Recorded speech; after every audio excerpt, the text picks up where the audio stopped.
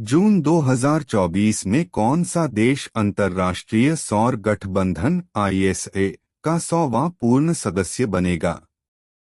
आपका सही जवाब है ऑप्शन बी पैराग्वे। जून 2024 में पैराग्वे देश अंतर्राष्ट्रीय सौर गठबंधन ISA का 100वां पूर्ण सदस्य बनेगा। ISA की स्थापना पेरिस में 2015 के संयुक्त राष्ट्र जलवायु परिवर्तन सम्मेलन COP21 के दौरान भारत और फ्रांस द्वारा सहस्थापना की गई थी। पराग्वे 26 जून 2024 को नई दिल्ली में पूर्ण सदस्यता के रूप में अंतर्राष्ट्रीय सौर गठबंधन ISA में शामिल होने वाला 100वां देश बन गया है। समारोह में भारत के राजदूत फ्लेमिंग राउल दुआर्ते और भारत के विदेश मंत्रालय में आर्थिक और राज्य प्रभागों के संयुक्त सचिव अभिषेक सिंह शामिल थे।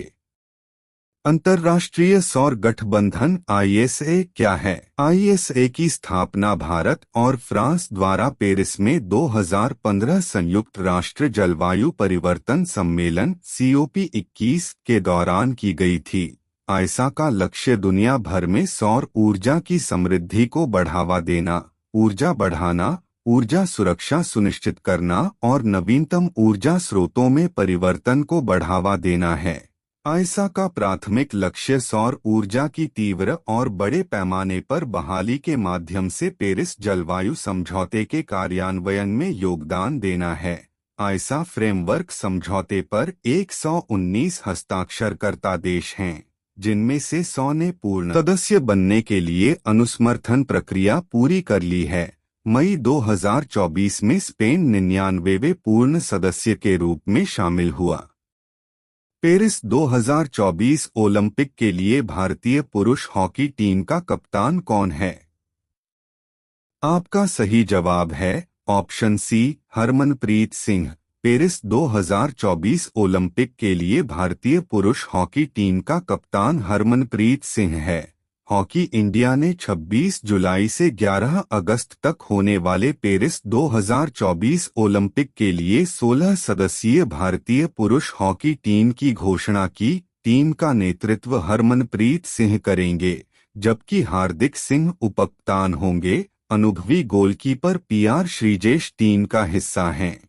रक्षा पंक्ति में हरमनप्रीत सिंह, जर्मनप्रीत सिंह, अमित रोहिदास, सुमित और संजय शामिल हैं। मिडफील्ड में राजकुमार पाल, शमशेर सिंह, मनप्रीत सिंह, हार्दिक सिंह और विवेक सागर प्रसाद शामिल हैं। फॉरवर्ड पंक्ति में अभिषेक, सुखजीत सिंह, ललित कुमार उपाध्याय, मनदीप सिंह और गुरजंत सिंह हैं। गोलकीपर कृष्ण बहादुर पाठक, मिडफील्डर नीलकांत शर्मा और डिफेंडर जुगराज सिंह को वैकल्पिक के रूप में नामित किया गया है। भारत को पूल बी में बेल्जियम, ऑस्ट्रेलिया, अर्जेंटीना, न्यूजीलैंड और आयरलैंड के साथ रखा गया है। क्वार्टर फाइनल में आगे बढ़ने के लिए भारत को अपने पूल में शीर्ष 4 में जगह पक्की करनी होगी। पूल ए में Netherlands, Germany, Great Britain, Spain, दक्षिण अफ्रीका और फ्रांस शामिल हैं। भारतीय पुरुष टीम का 12 पदकों के साथ एक समृद्ध ओलंपिक इतिहास है। 8 स्वर्ण, 1 रजत और 3 कांस्य। मौजूदा टीम का लक्ष्य इस तालिका में एक और पदक जोड़ना है। क्या होता है जब मध्यम range microwave obscurant chaff rocket MRMOCR का उपयोग किया जाता है? आपका सही जवाब है ऑप्शन बी। यह अंतरिक्ष में एक पराबैंगनी बादल बनाता है। जब मध्यम range microwave obscurant chaff rocket MRMOCR का उपयोग किया जाता है तो यह अंतरिक्ष में एक पराबैंगनी बादल बनाता है। रक्षा अनुसंधान एवं विकास संगठन DRDO ने 26 जून 2024 को नई दिल्ली में भारतीय नौसेना को मध्यम दूरी का microwave obscurant chaff rocket MRMOCR सौंपा। जोधपुर में DRDO की रक्षा प्रयोगशाला द्वारा विकसित एक विशिष्ट तकनीक है। यह तकनीक रडार को स्पष्ट करती है और रडार और प्रमाण के चारों ओर एक माइक्रोवेव ढाल बनाती है, जिससे रडार का पता लगाना कम हो जाता है। मध्यम दूरी के चैफ रॉकेट में विशेष प्रकार के रेशों का संयोजन किया गया है। जब दागा जाता है तो रॉकेट अंतरिक्ष में एक पराबैंगनी बादल बनाता है जो पर्याप्त क्षेत्र में फैल जाता है। नशीली दवाओं के दुरुपयोग और अवैध तस्करी के खिलाफ अंतर्राष्ट्रीय दिवस हर साल कब मनाया जाता है? आपका सही जवाब है ऑप्शन डी, 26 जून। नशीली दवाओं के दुरुपयोग और अवैध तस्करी के खिलाफ अंतर्राष्ट्रीय दिवस हर साल 26 जून को मनाया जाता है। यह दिवस हर साल 26 जून को लोगों को नशीली दवाओं के हानिकारक प्रभावों के बारे में जागरूक करने और नशीली दवाओं के दुरुपयोग से मुक्त समाज का निर्माण करने के लिए मनाया जाता है। वैश्विक कार्रवाई और सहयोग को मजबूत करने के लिए संयुक्त राष्ट्र महासभा द्वारा इसकी स्थापना की गई थी। यातना के पीड़ितों के समर्थन में अंतर्राष्ट्रीय दिवस प्रतिवर्ष कब मनाया जाता है? आपका सही जवाब है ऑप्शन ए, 26 जून। यातना के पीड़ितों के समर्थन में अंतर्राष्ट्रीय दिवस प्रतिवर्ष 26 जून को मनाया जाता है। संयुक्त राष्ट्र महासभा ने 12 दिसंबर 1997 को यातना के पीड़ितों के समर्थन में 26 जून को अंतर्राष्ट्रीय दिवस के रूप में घोषित किया था, ताकि यातना को समाप्त किया जा सके तथा यातना और अन्य क्रूर, अमानवीय व अपमानजनक उपचार या दंड के विरुद्ध कन्वेंशन को प्रभावी ढंग से क्रियान्वित किया जा सके। हाल ही में लिथियम की तलाश में जुटी कोल इंडिया किस देश की कंपनी के साथ मिलकर अर्जेंटीना में खोज करेगी?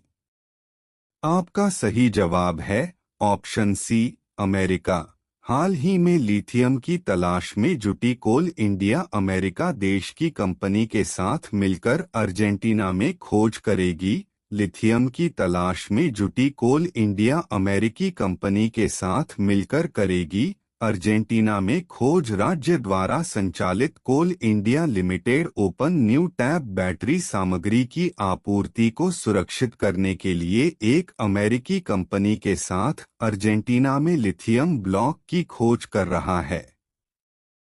हाल ही में कौन इंडियन रग्बी टीम के कोच बने हैं? आपका सही जवाब है ऑप्शन सी, वैसाले सेरेवी। हाल ही में वैसाले सेरेवी इंडियन रग्बी टीम के कोच बने हैं।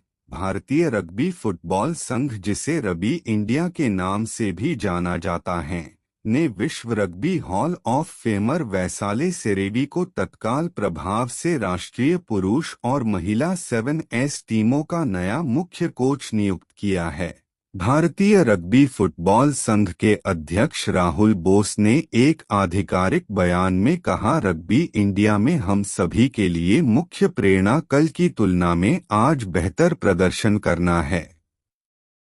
हाल ही में T20 में दूसरे सबसे तेज 100 विकेट लेने वाले गेंदबाज कौन बने हैं? आपका सही जवाब है ऑप्शन बी, संदीप लामिछाने। नेपाल के spinner Sandeep Lamichhane T20 international में सबसे तेज 100 विकेट लेने वाले दुनिया के दूसरे गेंदबाज बन गए हैं। संदीप ने 54 T20 इंटरनेशनल मैच में अपने 100 विकेट पूरे किए। उन्होंने ICC T20 विश्व कप 2024 में बांग्लादेश के खिलाफ खेले गए एक मैच में यह उपलब्धि हासिल की। हाल ही में कैबिनेट ने किस राज्य के वधावन में एक प्रमुख बंदरगाह के विकास को मंजूरी दे दी है? आपका सही जवाब है ऑप्शन डी, महाराष्ट्र। हाल ही में कैबिनेट ने महाराष्ट्र राज्य के वधावन में एक प्रमुख बंदरगाह के विकास को मंजूरी दे दी है। पीएम मोदी के नेतृत्व वाले केंद्रीय मंत्रिमंडल ने महाराष्ट्र में 76,220 करोड़ रुपए की वह वन बंदरगाह परियोजना को मंजूरी दे दी है। यह भारत के सबसे बड़े पोर्ट प्रोजेक्ट में से एक है। यह आगामी भारत मध्य पूर्व यूरोप कॉरिडोर और अंतर्राष्ट्रीय उत्तर दक्षिण परिवहन कॉरिडोर के लिए प्रवेश द्वार बंदरगाह के रूप में कार्य कर सकता है। हाल ही में किस राज्य के हाई कोर्ट ने 65% आरक्षण के फैसले को रद्द कर दिया है? आपका सही जवाब है ऑप्शन ए बिहार। हाल ही में बिहार राज्य के हाई कोर्ट ने 65% आरक्षण के फैसले को रद्द कर दिया है।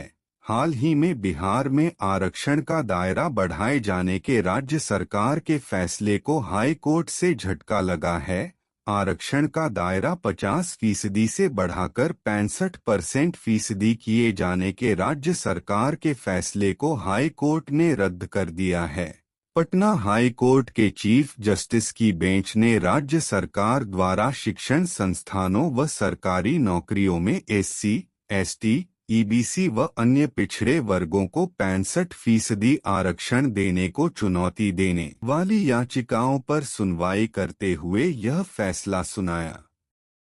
हाल ही में दुनिया की सबसे मूल्यवान कंपनी कौन सी बनी है? आपका सही जवाब है ऑप्शन बी एनवीडिया। हाल ही में दुनिया की सबसे मूल्यवान कंपनी एनवीडिया बनी है। हाल ही में एआई बेस्ड चिप डिजाइन करने और बनाने वाली कंपनी एनवीडिया ने सबको चौंकाते हुए दुनिया की सबसे मूल्यवान कंपनी का खिताब हासिल कर लिया है। एनवीडिया 6 महीने पहले तक किसी ने नहीं सोचा था कि ये कंपनी दुनिया की सबसे वैल्यूएबल कंपनी बन जाएगी। इसका मार्केट कैप $3.34 ट्रिलियन हो गया है। हाल ही में किस देश ने ईरान रिवॉल्यूशनरी गार्ड्स को आतंकवादी समूह के रूप में सूचीबद्ध किया है? आपका सही जवाब है ऑप्शन डी कनाडा। हाल ही में कनाडा देश ने ईरान रिवॉल्यूशनरी गार्ड्स को आतंकवादी समूह के रूप में सूचीबद्ध किया है। हाल ही में कनाडा ने ईरान के इस्लामिक रिवॉल्यूशनरी गार्ड कोर्स को आतंकवादी ग्रुप करार दिया है। वहीं ट्रूडो सरकार ने ईरान में रहने वाले कनाडाई लोगों से देश छोड़ने के लिए कहा है। प्रधानमंत्री जस्टिन ट्रूडो ने कहा कि आईआरजीसी अब कनाडा में आतंकी ग्रुप की लिस्ट में शामिल हो गया है। हाल ही में सुरमा पाधी किस राज्य की विधानसभा की दूसरी महिला अध्यक्ष बनी है? आपका सही जवाब है ऑप्शन ए ओडिशा। हाल ही में सुरमा पाधी उड़ीसा राज्य की विधानसभा की दूसरी महिला अध्यक्ष बनी है।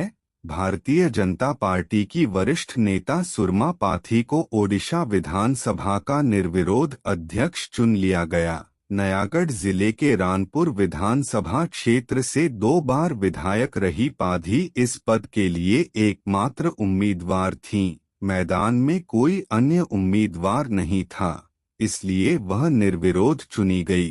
अस्थायी अध्यक्ष आरपी स्वेन ने विधानसभा के विशेष सत्र में उनके निर्वाचन की घोषणा की और उन्हें प्रभार सौंपा। सुपरबेट शतरंज क्लासिक प्रतियोगिता कहाँ शुरू हुई है? आपका सही जवाब है ऑप्शन बी रोमानिया। सुपरबेट शतरंज क्लासिक प्रतियोगिता रोमानिया में शुरू हुई है। ग्रैंड चेस टूर 2024 सीजन का दूसरा इवेंट सुपरबेट शतरंज क्लासिक प्रतियोगिता रोमानिया में आयोजित की गई है। इस सुपरबेट शतरंज क्लासिक प्रतियोगिता में भारत के डी गुकेश ने जीत के साथ शुरुआत की है। भारतीय नौसेना को किस संगठन ने medium range microwave obscurant chaff rocket सौंपा है? आपका सही जवाब है ऑप्शन डी रक्षा अनुसंधान और विकास संगठन। भारतीय नौसेना को रक्षा अनुसंधान और विकास संगठन ने medium range microwave obscurant chaff rocket सौंपा है। रक्षा अनुसंधान और विकास संगठन डीआरडीओ ने नई दिल्ली में आयोजित एक समारोह में भारतीय नौसेना को medium range microwave obscurant chaff rocket सौंपा है। आपको बता दें कि जोधपुर में डीआरडीओ की रक्षा प्रयोगशाला द्वारा विकसित यह एक विशिष्ट तकनीक है। इंडियन ओवरसीज कांग्रेस के अध्यक्ष कौन बने हैं? आपका सही जवाब है option C Sam Pitroda. Indian overseas Congress के अध्यक्ष सैम पित्रोदा बने हैं।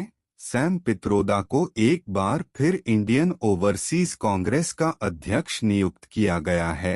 कांग्रेस अध्यक्ष मल्लिकार्जुन खड़गे ने तत्काल प्रभाव से सैम पित्रोदा की नियुक्ति को मंजूरी दी है। हर वर्ष 27 जून को दुनिया भर में सूक्ष्म, लघु एवं मध्यम उद्योग दिवस मनाया जाता है।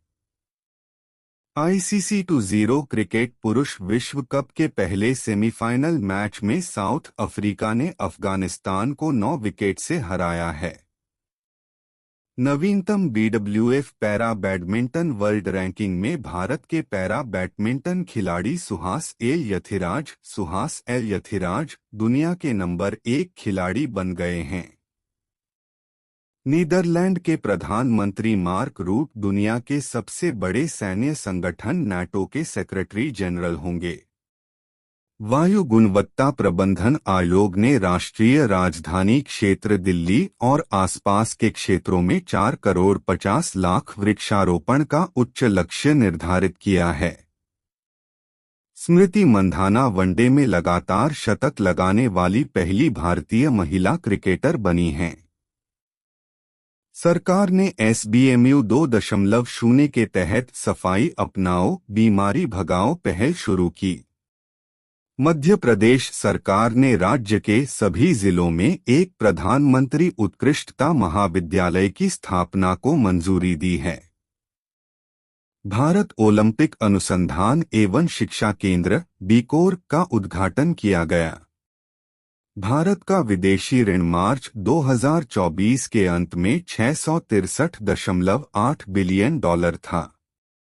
अमेरिका ने केन्या को एक प्रमुख गैर नाटो सहयोगी घोषित किया, जिससे रक्षा और सुरक्षा सहयोग बढ़ेगा। NHAI द्वारा ग्लोबल नेविगेशन सैटेलाइट सिस्टम आधारित टोलिंग पर अंतर्राष्ट्रीय कार्यशाला आयोजित की गई। उल्लासन भारत साक्षरता कार्यक्रम के तहत लद्दाख पूर्ण कार्यात्मक साक्षरता प्राप्त करने वाला पहला प्रशासनिक निकाय बन गया है। शहरी मामलों का मंत्रालय किफायती आवास योजना में सुधार करने की योजना बना रहा है। डॉक्टर जितेंद्र सिंह ने 1 वीक 1 थीम ओ वॉट अभियान शुरू किया। सरकार का लक्ष्य 5G स्पेक्ट्रम नीलामी से 96,000 करोड़ रुपए जुटाना है। अनुज त्यागी 1 जुलाई से HDFC एर्गो के MD और CEO का पदभार संभालेंगे। हेलो दोस्तों, अगर आपको हमारी मेहनत और हमारा कंटेंट पसंद आया हो तो वीडियो को लाइक एंड चैनल को सब्सक्राइब जरूर करें। साथ ही साथ अपने दोस्तों को शेयर करना ना भूलें। धन्यवाद।